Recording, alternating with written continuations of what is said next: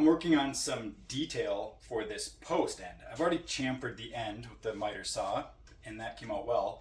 Now I need to wrap some dados all the way around, 3/4 of an inch deep, 3/4 of an inch wide. I think the router is going to be the best solution.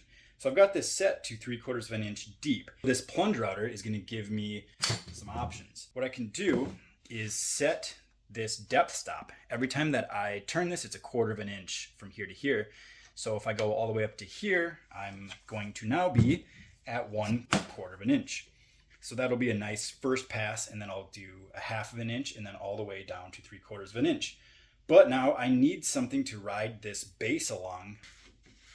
I made this jig out of some scrap MDF and it fits nice and snugly.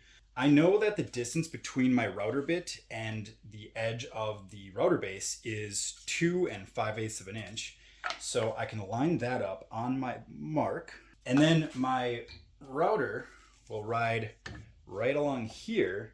What this allows me to do is make the first pass, rotate the beam, and then I know that I'm following the exact same path all the way around, which should ensure that these rabbets are exactly in line.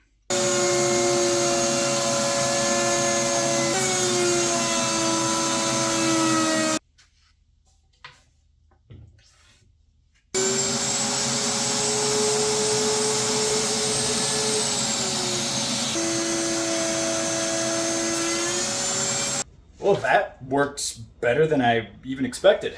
I made a couple audibles during the operation. The first one is I stopped at the second depth stop, which means these dados are actually only 1/2 of an inch deep. My plans and my thought was initially 3/4 of an inch, but the 1/2 inch just looked really nice. I think it complements this 1 inch taper nicely. The other thing I did is I thought a little bit of a chip out somewhere on the first dado. So for the second one, I just wrapped it with some painter's tape, which does a really good job of stopping tear out and chip out. But in the end, it was safe, easy, and looks really nice. Love it when a plan comes together.